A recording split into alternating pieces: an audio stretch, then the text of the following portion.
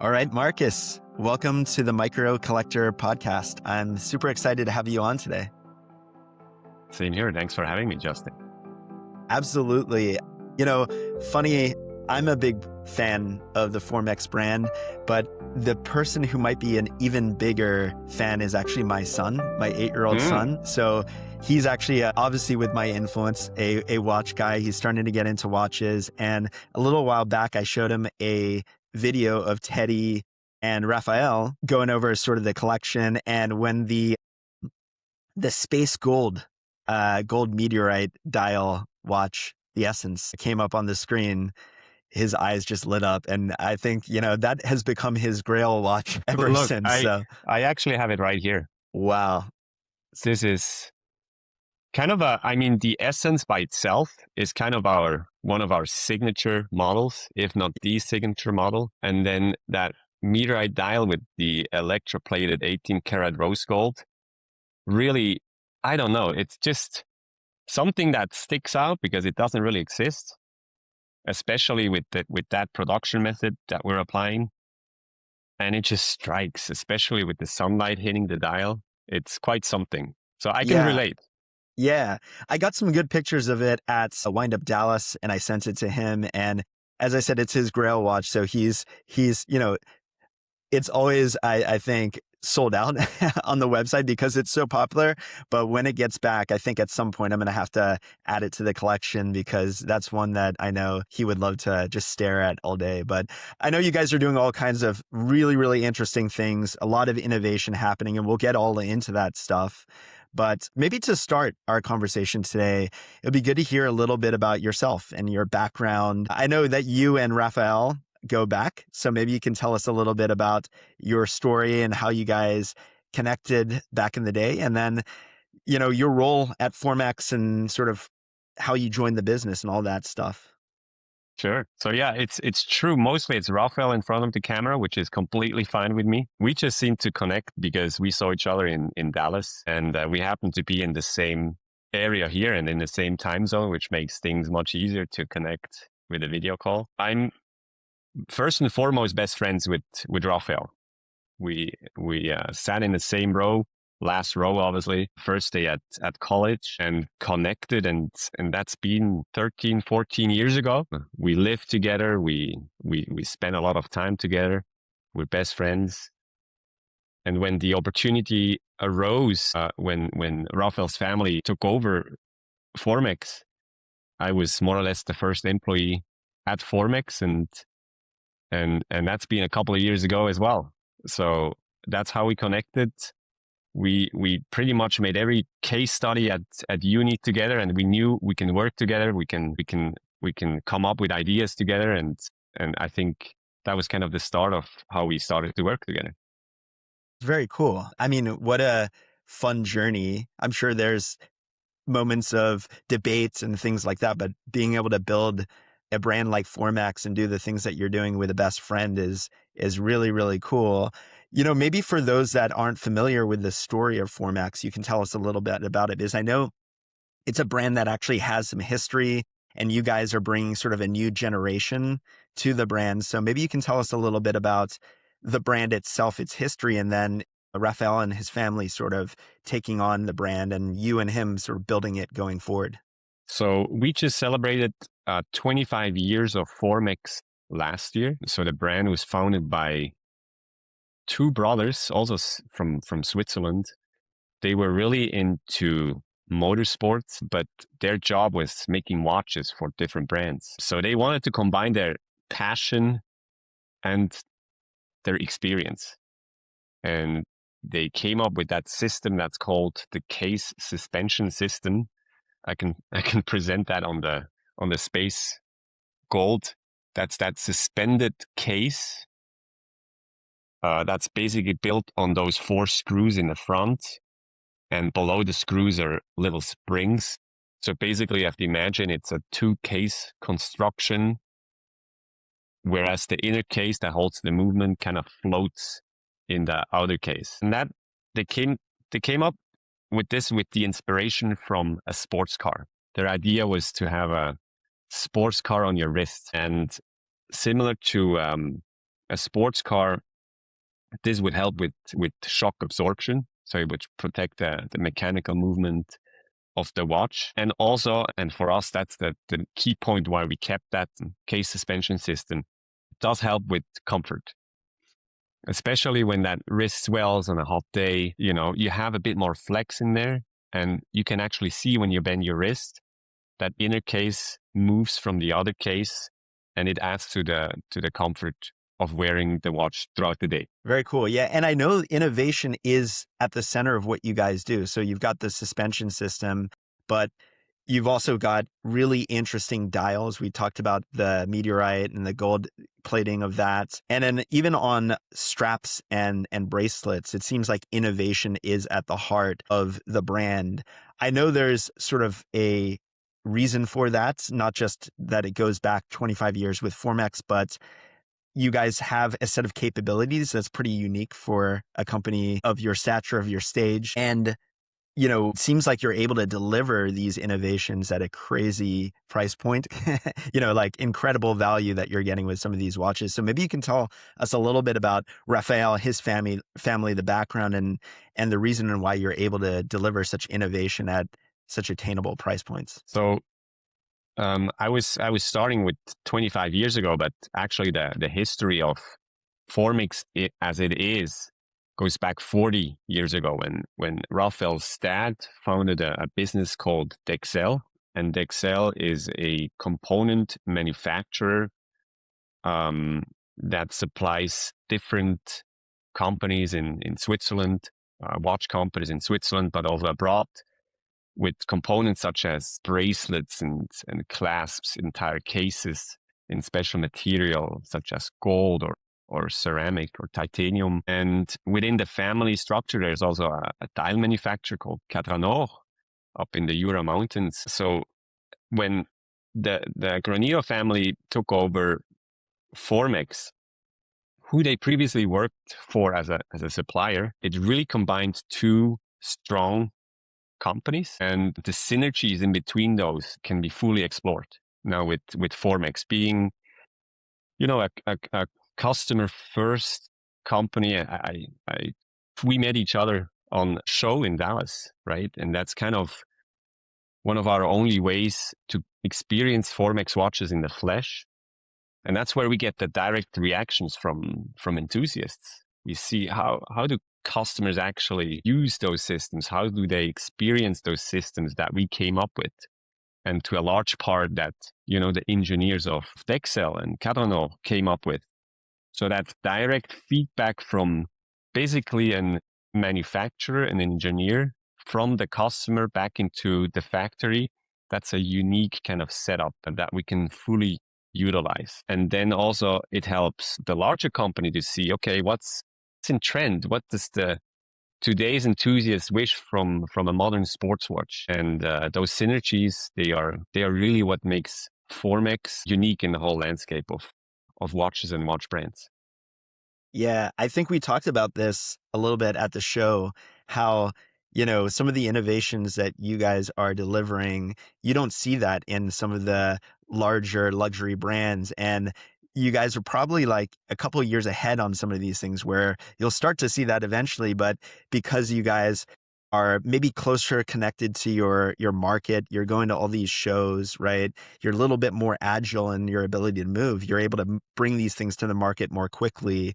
And it's sort of a window into maybe what the future looks like with some of the larger brands out there. Maybe tell us a little bit about your role actually as well, because I know you go to a lot of these shows, especially in the US. I know you're sort of global brand manager, so maybe you can tell us a little bit about what that means. And what I'm really interested in is how you sort of envision marketing this brand, because these innovations are really special, right? But to the point that you made, it's hard to maybe articulate some of them through a website and social media. And a lot of watches today is direct to consumer. It's a lot online. So how do you do that? How do you communicate these really sort of have to see in person in some ways, right? Things. I think your website does a great job of it, but how do you think about communicating that innovation in a world that is very digital these days? So when I joined Formex, there was never the problem of how can we make our product better, or how would I be the person who can make the product better. The product was already great. And since the Granito family took over, it even got better with the different features and technical engineering that every single watch collection comes somehow with a new kind of design and feature. So we keep innovating, but the point I think is nobody really knew how you can sell those, right? Formex originally had the traditional distribution strategy through retail and agents. And when Raphael took over, he realized, okay, it's the market is ready for watches being sold at, $1,500, $2,000 to be sold and bought online. So that was kind of the first move that Raphael decided to do. We go direct to consumer only. That obviously had a great impact on pricing. Pricing is more favorable because you have to charge or calculate less margin because there is, as they like to say, no middleman. And over the years, we realized, that experience is something that is part of the purchasing and exploration process. So we heavily rely either on existing customers who love their product, and luckily there is more and more people who own a Formex and who wear a Formex and share their experience with their buddies. And most of the time, that those are kind of the first movers, the guys who, or also the girls who are really into watches, get something that nobody else has and shares it with their friends because they would ask, "What's that? I've never seen that before." And they would explain, this is this company. I discovered them at a show or on the YouTube channel with Teddy and Raphael. They were talking about it. So that's kind of what we heavily rely on, the word by mouth. And I sort of have, so to speak, a very easy job of telling just what our product can, because I don't really have to come up with a story of, inspired by and vintage by, and, it's just what it is. And we can relate that story to where we come from and what the product can. And I think it might not sound as sexy as, having a celebrity stand there and show off the watch. So we kind of have to package that in a way that, the product is visible. And in our way, it is to go out there to show the product. So someone who is not familiar with can experience, but more and more also what I referred to before, the word by mouth. And that's, I think, a central part of our marketing, because we don't have to come up with stuff that we are not. And we are manufacturers, we are engineers, and that's how our watches should be perceived as well. Yeah. Yeah, I definitely heard about the brand word of mouth for the first time. Where the light bulb really clicked for me, even before I went to Dallas. Luckily, I'm in the Bay Area, and there's Clicky Bezel in San Francisco is a store that has Formex watches. And I remember going and meeting Chris at the store, the owner of the store, and him showing me the suspension system, him showing me some of these dials, and then also the micro adjusts that you have. So, I got to experience that, but I could see how that's really, really important. Maybe you can talk us through some of those innovations. You showed us a little bit about the suspension system. I think some of the stuff that you're doing on the straps and the bracelets, I think micro adjusts these days are pretty common, but the fact that you can do these micro adjustments without removing the watch from the wrist is really, really interesting. So maybe you can tell us a little bit about that innovation in particular, and then maybe some of the dial stuff as well, because I think that's another area where you guys are really unique, the meteorite dials, but some of the other dials that you're bringing to market are also really, really special. Thank you. Thank you for discovering that, and I really appreciate it. this is really something that makes our watches unique. Both the dials, obviously the case design and finishing, but also those engineering features that are mostly built around comfort. Before I go too deep into that, I wanted to say, you experienced Formex through a retail partner. And that's something that's part of that distribution strategy that we have now. All our retail partners, they are mostly, I would say 100% of them proactively came to us and said, hey, we love your product. We love your product and we want to sell it to our community.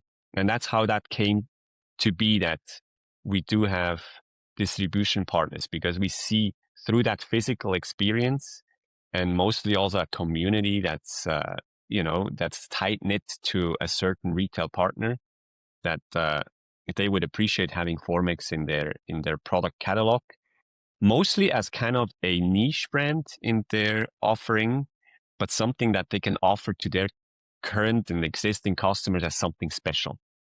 So that's mostly what the partners we work together. So now going into the features. So as I said, most of those adjustment features, they're really made for comfort. For us, a mechanical sports watch should look great on your wrist. It should be precise. It should be, you should discover details and finishing and edges that you kind of keep surprising yourself every day about something new that you discover. But it's something that you wear throughout the day, so it should be comfortable, should be as comfortable as possible. So that case suspension helps. Our Essence collection does have that case suspension. And when I say Essence collection, it's the Essence in stainless steel. That's our bestseller. That's the version in 39 millimeter. But then we also have the Essence Leggera, which is the exact same design, but not in stainless steel, but in carbon fiber as a main component of the case, and then a ceramic crown and a ceramic bezel. That's also an Essence. And what I'm wearing today is the Essence Ceramica. Again, same design, but compared to the Leggera, it's nothing carbon, it's all ceramic. So all those have that case suspension system. And then depending on the bracelet or the strap you're choosing, we have those fine adjustment systems. And I think one thing that a lot of people know, and it's funny to hear that sometimes the way of getting to know Formex is not maybe through the watch itself, but through a component of the watch, which in many cases is that clasp system. It's a deploying clasp made of carbon fiber composite. And it opens and closes like any other with two pushers. But then you actually have, let me just see if I can visualize that on that camera. You have an adjustment system where you can, in the closed clasp position, make it tighter, and with the left pusher only, loosen it up again with two pushers to open it up. And as you said before, Justin, this works while you're wearing the watch on your wrist. So you find yourself adjusting throughout the day without even noticing. Just because it kind of feels too tight, you loosen it up a little bit. In micro steps, it's like 7 millimeters of give, or make it tighter when you're in a colder area or with less activity and your wrist shrinks a little bit. And that's throughout the collection. So that clasp system you can use on all our rubber straps, leather straps, nylon straps throughout the entire collection. And in bracelets, we also have similar systems where you can adjust the lengths in gradual steps. That's in our dive watch, in the Essence, but also in the ceramic watch. Actually, the Essence Ceramica, as we call it, is the first ceramic bracelet that has a micro adjustment system. Works actually very similar to what I just showed you before. You see that lever here? That lever is to extend. So you kind of slide the lever and push. Not push, but pull. And then to make it tighter without any application of any lever, you can just slide it in and it makes it tighter. Also, that works on the wrist. You don't even have to take off or open the clasp to make that adjustment. And then we also came up with stuff like quick release systems where it's super easy to remove straps and change to different bracelets. With a reef, we also have a removable bezel where you can just swap the bezel with another style to kind of, depending on your outfit and your mood, you can just kind of swap and change up the watch as you please in seconds without the use of any tools. Very cool. And by the way, I have my Field automatic, which I got at Clicky Bezel on. Like you said, it's incredibly comfortable, right? Lightweight. The strap is incredibly comfortable, but I also notice these details that just come out of it, right? The other day, it was really sunny and I was looking at the case and the finishing on the case. I hadn't seen it in that kind of light and it was sort of sparkly. I had seen it as more this in the store, and right now when I'm looking at it, it's more like this like matte finish, right? And it's very smooth, and that was kind of what attracted it to me in the first place when I saw it at Clicky Bezel when I got it in my hands. But in the light, it had almost this little sparkly finishing, which was really, really cool. So I totally have experienced myself that combination of comfort, but also delight in some of these features in the watch. Maybe you can tell us a little bit about the process of how something goes from an idea to a finished product. So I know you guys are always experimenting with new things. Who tends to come up with the idea of, let's say, a new micro adjust system or a new innovation in a dial or a new material? And then how does it generally go from idea to testing to production all the way through to being available on a watch? So that's mostly, if not all of it, on Raphael's plate. I think he inherited that tinkering from his dad. That's totally happening in Switzerland, in Biel, in our headquarters, where Raphael would just kind of when we talk, he would come up with an idea. Sometimes even while we're talking about something, he would say, "Oh, that would be cool," and then a couple of weeks later, he would have the technical drawings, because it's as easy as just going next door to the engineers of Dexel who make stuff for the much bigger brands than Formex, and you could talk to a watchmaker, to an engineer, to a supplier, to a finisher, to a quality control manager, all in the same house. So he doesn't have to pick up the phone and call supplier A, B, C, D, E, F, G, but everything is happening at the same place. So you can start with a blank paper, with an idea, and go from there. And there is no one saying, no, this can't be done because this is too complicated or too expensive, or it doesn't exist yet, or we can just try, because we have all the experience and machines and capabilities to do it, to give it a try. And I think that's also the source of innovation, because we do have those experiences and capabilities in house. So this is mostly happening from Raphael, and I am able to give him some feedback of, do I think, is this something that would be appreciated by enthusiasts? Is that something that I believe could sell? Because in the end, we do sell watches, right? So, and we're in the lucky position that we were always self-financed. All the profits that are made by Formex are being put back into the product, into the next innovation, into the next collection. So we don't have to report to anyone else. We can really do what we want, and in the end, also what I believe could be interesting to enthusiasts. So that's kind of how a product is being developed, with a blank sheet of paper, an idea, a lot of trial and errors, a lot of unknowns in the beginning. And that's why maybe also sometimes it takes a bit longer. That's completely fine. Beyond innovation, I think a big part of, I would say, Swiss watchmaking history is putting those innovations to the test, right? We've all heard the stories of, let's say, Rolex, and testing these watches, the Explorer before it was called the Explorer, I believe, going to Mount Everest, right, and things like that. I've heard that Raphael is a little bit of a extreme sports fan. I don't know if you are as well, but I'm sure there's a lot of collectors of Formex watches that have pushed the watches to the extreme. They've, there's these innovative features made for comfort, but also for extreme environments.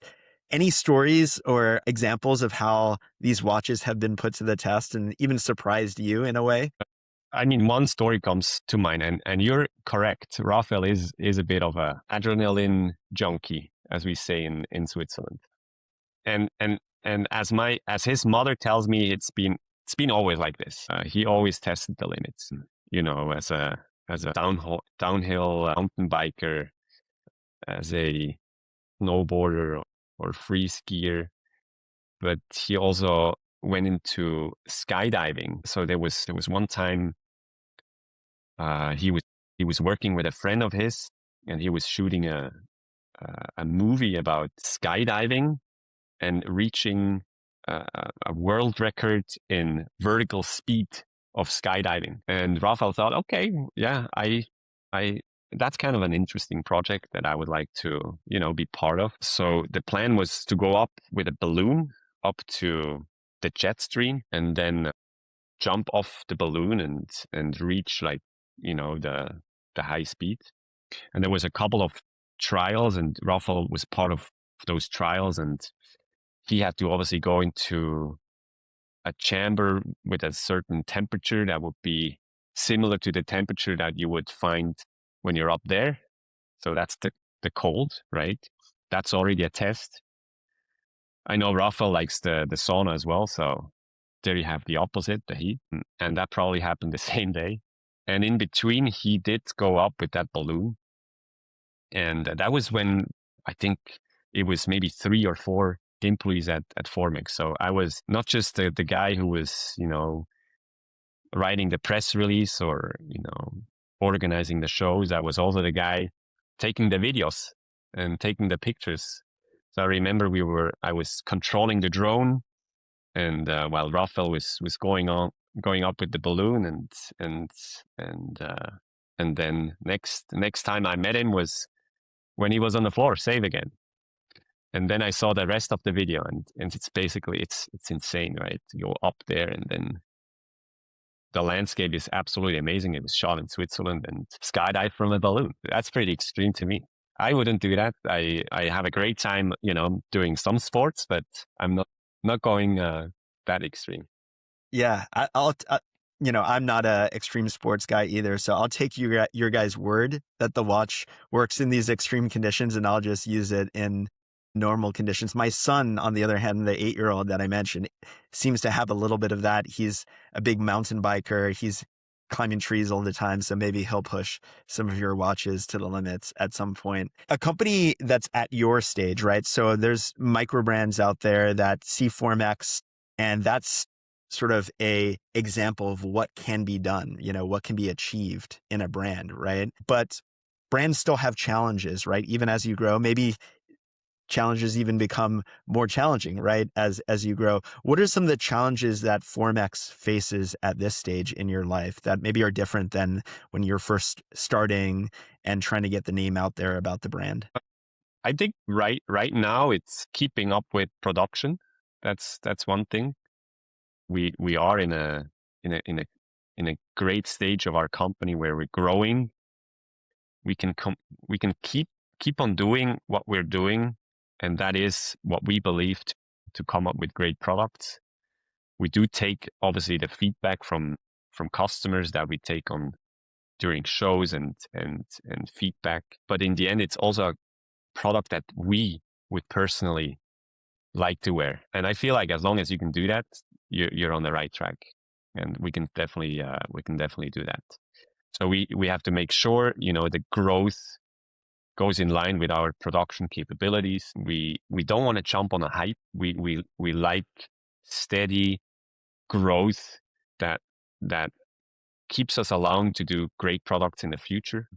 Have a great culture back at the office where we can we can work together, and we are not kind of in a hamster wheel of just we need to do that, and then we need to do this sale, and we need to do this sale. I feel like that's important to Rafael and myself, that it's a sustainable growth where we feel like we are still doing what we would like to do ourselves. We are proud of our product, and we want our customer to be proud of his watch wearing it. And that's where we're heading. By now, we're about 15 people who work with and for Formex, and we keep it steady and we keep it fun. I think that's also a main factor of what we do at Formex. We like what we do. Yeah, I guess it's a balance of there's now a world of opportunities for you guys, and it's what are the right ones to say yes to, what are the ones to say no to, what's is staying true to the brand, what keeps it fun and exciting without being pulled in all directions. On the other side of the coin, what's sort of the goal now? You know, when you're first launching a brand, or in your case, sort of re-energizing a brand, it might be to get like that first successful model out there, the essence, right? To really create that flagship product. You guys have achieved that. What's sort of the goal now? What's the long-term vision for the brand? I mean, you've seen already with some models like the Ceramica that we are testing also higher price points. And not just because, we want to achieve a higher price point, but a higher price point allows us to explore different materials and techniques that would simply not be possible at lower price points.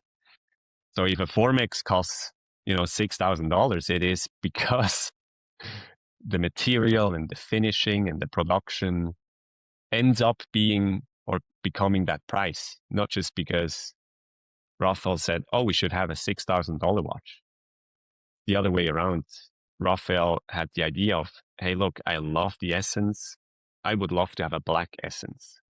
So the easy way would have been, oh, we just put on some PVD or DLC coating and there you go. But we came up with that Leggera, right? The carbon fiber and ceramic mix. And once we had that and we saw, oh, okay, that's actually pretty popular. A lot of people appreciate it. We saw, oh, how about we just try to do the whole thing in ceramic, because that would allow us to have a ceramic bracelet. And then we ended up at that price point, right? A Ceramica you can have for like $3,000 on a solid dial, but then the skeletonized version is just around $5,000. So we're testing a little bit on that end. Would a customer feel comfortable buying a Formex at $5,000? And our finding is yes. And that is mainly more because more and more people understand where we come from, why we can do what we do, and what comes with a Formex when you buy it and when you own it. But we don't forget where we came from, and that's the essence, right? And it's such a fitting name. And the essence is really kind of the first watch when Rafael took over, where that was his design, and in collaboration with the engineers of his dad's company, where the full force of the new Formex came together. And when you look at the essence in stainless steel, it looks exactly the same as it did when we came out with. And that was a Kickstarter. That feels. I remember I was shooting videos with Rafael, and when I look at that Kickstarter video, I have to laugh, because obviously it's not how we would shoot a video these days, but that was part of the learning process. But it shows the product stays the same. We've done improvements here and there with the clasp system. We came down in size. It was a 43, because you have to imagine, I mean, Formex watches back in the days, they were 48, 50 millimeters. Those were big watches, but that was the trend back then, right? So coming down to 43 was already like, oh, okay, that feels small compared to where we were before. And then when we came out with a 39, that was exactly where a lot of people felt comfortable. And by now we have 3 sizes. We just added a 41 millimeter size. That's kind of the sweet spot. where we see with the ceramic and the Leggera 41 seems to be just right for that case design with the short locks and the thin profile. But yeah, seeing that journey with the Essence and knowing that it didn't change much just because the product was already so great when Raphael came up with is pretty cool to me.